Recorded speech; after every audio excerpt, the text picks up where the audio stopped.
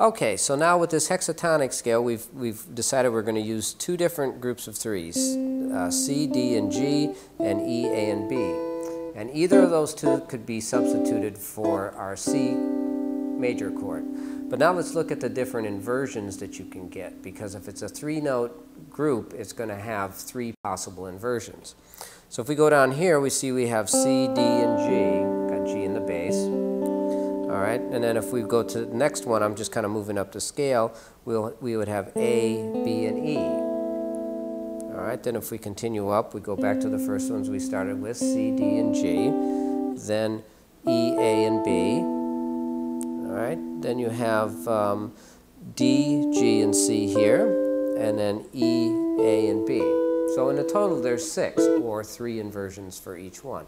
So let me just play a little bit of that so you can kind of hear how that can sound, because I can move all around now with all these different chords, and I'm just playing C. You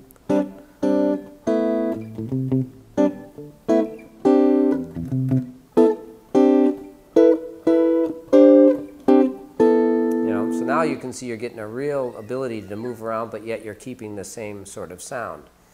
Now the next step, after you kind of feel you can do that, is to start looking at, well, okay, what could these little three-note groups, chords, what could they also be?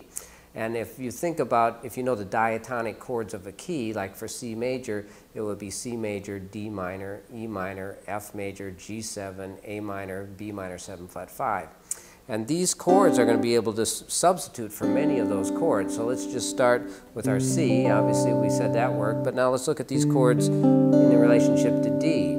You can see that we've got basically a D minor Dorian sound. So if we had the D for the bass, it's going to work great for a D minor chord. Now, if you go to E minor, you would have the same sort of thing, as though it's going to have a C in it, so you're getting more of a Phrygian sort of sound.